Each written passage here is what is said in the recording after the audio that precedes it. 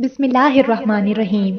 मुअज़्ज़िज़ दोस्तों, मैं हूँ नायाब ज़ुबैर और आप तमाम देखने और सुनने वालों को अस्सलामु अलैकुम।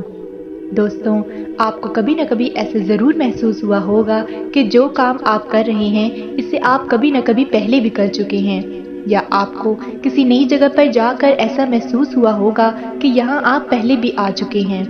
एक अंदाजे के मुताबिक 90% लोग इस कैफियत का शिकार होते हैं। दर हकीकत इस कैफियत को डेजा वू कहते हैं। फ्रांसीसी जुबान में इस लफ्ज के मानी पहले से देखा हुआ और अंग्रेजी में ऑलरेडी सीन।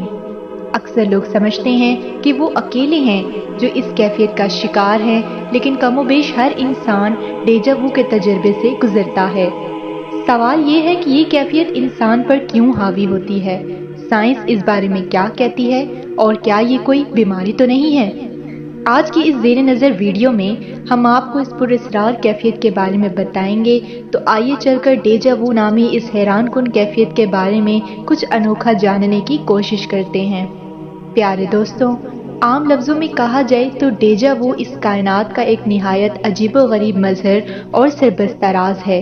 ख़वातीन व हज़रात, इस तजर्बे के दौरान सबको ऐसा लगता है कि हाल में पेश आने वाला वाक़या माजी में भी पेश आ चुका है।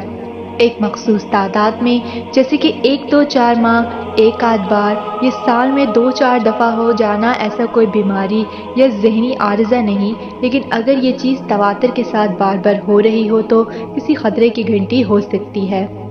डेजा वू से मुतालिक बेशुमार तौजीहात हैं जो मुख्तलिफ मज़ाहिब, फ़िलासफ़र्स और माहिरीन नफ्सियात ने पेश की हैं,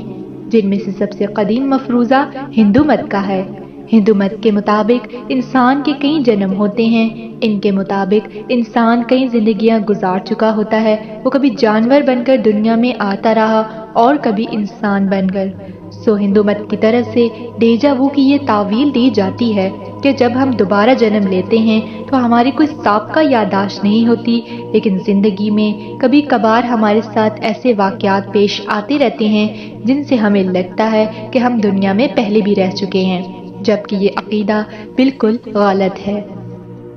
इससे मुतालिक दूसरा नजरिया ये है कि हमारा दिमाग हर वक्त कुछ न कुछ सोचता रहता है। इसके अंदर कोई न कोई बात गर्दिश करती रहती है और हम ख्यालों में बहुत सी तस्वीरों को बनाते हैं और इनमें कुछ तस्वीरें हकीकत से मुशाबा होती हैं और हमें लगता है कि ये तो हम पहले भी देख चुके हैं। डेजा वू से मुतालिक तीसरा नजरिया ये है कि इंसान के दिमाग के अंदर एक शरेआन होती है जिसके दबने से हमारे दिमाग को इस कैफियत से गुजरना पड़ता है। आपकी आंख बिला वजह फड़कती है और ऐसा महसूस होता है कि इसका ताल्लुक आपके दिमाग के उस हिस्से से जुड़ा होता है जो आपकी यादाश्तों से मुताल्लिक होता है, जिसके जरिए आप एक जैसी दो चीज़ों या एक जैसे दो वाक़यात में ताल्लुक जोड़ते हैं। दोस्तों, बाबाए नफ्सियात फ्राइड के नज़दीक इंसान की इस कैफियत की बहुत सी वजूहात हो सकती हैं, जिनमें से एक ये कि इंसान ने कोई ऐसा ख्वाब देखा होता है जिसकी जुज़ियात आपके लाशऊर में महफूज हो जाती हैं, लेकिन आपको कभी भी याद नहीं होता कि आपने ऐसा कुछ देखा था। तो उस ख्वाब के बाद अज्जा हकीकी ज़िंदगी में अचानक किसी शय या वाक़े या कैफियत से मिलते जुलते महसूस होते हैं, तो हमें ऐसा लगता है कि जैसे हमने ये पहले भी देखा हुआ है।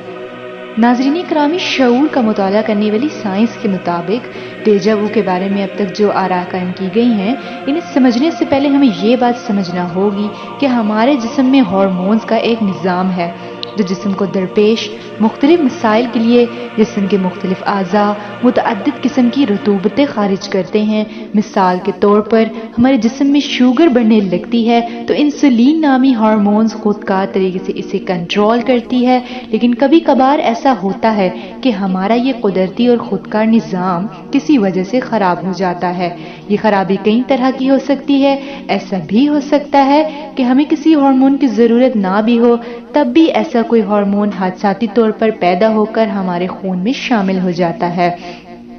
आम जिंदगी में ऐसा होता रहता है।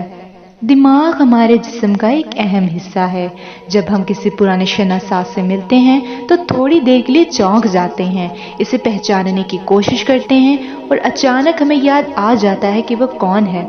तो दोस्तों, ये अचानक याद आ जाने का अमल दिमाग की एक आदत है। तो آئیے دوستوں پروفیسر ڈاکٹر جاوید اقبال کا نظریہ سنتے ہیں تاکہ آپ ڈیجا وو کو اور بہتر طریقے سے سمجھ سکیں۔ ڈاکٹر صاحب، اچھا ایک سوال اکثر ذہن میں آتا ہے کہ ہم اگر کسی جگہ پر بھی جاتے ہیں تو میرے ساتھ خصوصاً یہ ہوا ہے کہ جب میں وہاں جا کر بیٹھتا ہوں تو مجھے یہ محسوس ہوتا ہے کہ غالباً اس جگہ پر میں پہلے بھی آ چکا ہوں اور یہ اسی طرح ساری چیزیں اس ڈرائنگ روم میں موجود تھیں اور یہ کچھ سارا سیٹ اپ پہلے ہو چکا ہے۔ اچھا حالانکہ میں پہلی دفعہ اس گھر میں گیا ہوتا ہوں، لیکن مجھے فیل ایسا ہوتا ہے کہ اسی طرح وہ بندہ چائے لے کر آ رہا ہے، اسی کونے میں بیٹھا تھا، یہی صوفہ تھا، یہی سیٹ اپ تھا سارا۔ تو اس کے بارے میں آپ کا کیا خیال ہے اور یہ کیا چیز ہے؟ اس کا ذرا جواب دے دیجئے، بہت شکریہ ہوگا۔ شکریہ، بہت بہت شکریہ عمران صاحب، آپ بڑی محبت آپ کی، جب بھی آپ تشریف لاتے ہیں تو مجھے آنر دیتے ہیں۔ دیکھیں یہ جو بات ہے نا، یہ نئی بات نہیں ہے، اس کا ڈیجا وو فینومینا، DEJAVU، ڈیجا وو، ہاں ڈیجا وو فینومینا اس کو کہتے ہیں، اور یہ بڑا ویل ڈاکومنٹڈ ہے، اور یہ فرانسیسی زبان کا لفظ ہے جس کا ترجمہ آسان یہ ہے سین بیفور، جو آپ ایگزیکٹلی بتا رہے ہیں کہ پہلے سے بھی دیکھے ہوئے حالات ہیں۔ اس کی بہت ساری ایکسپلینیشنز ہیں، کچھ ایکسپلینیشن جو کہ ایک جسے ہم کہتے ہیں کہ جو سنسکرت فلسفی کے اندر اور جو ویدانت فلسفی کے اندر تو یہ کہتے ہیں کہ چونکہ انسان جو ہے وہ پہلے بھی جنم اس کے ہو چکے ہوتے ہیں، تو اس کے پاس جنم کی میموری ہوتی ہے،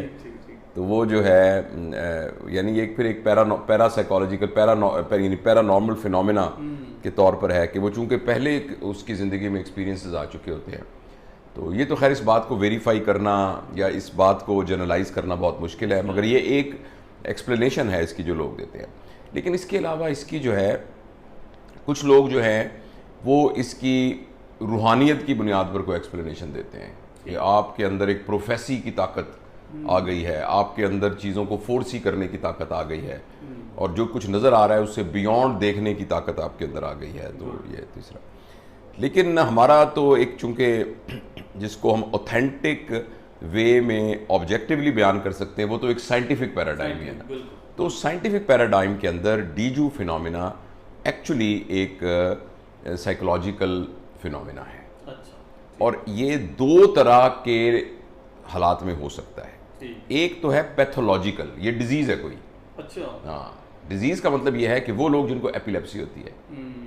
وہ لوگ جن کو کوئی اور نفسیاتی بیماری ہوتی ہے، تو بعض اوقات برین کا کوئی ایک سینٹر جو اس طریقے سے چیزوں کو پرسیو کر رہا ہوتا ہے اس جگہ پر فنکشننگ کی کوئی اب نارملٹی ہو،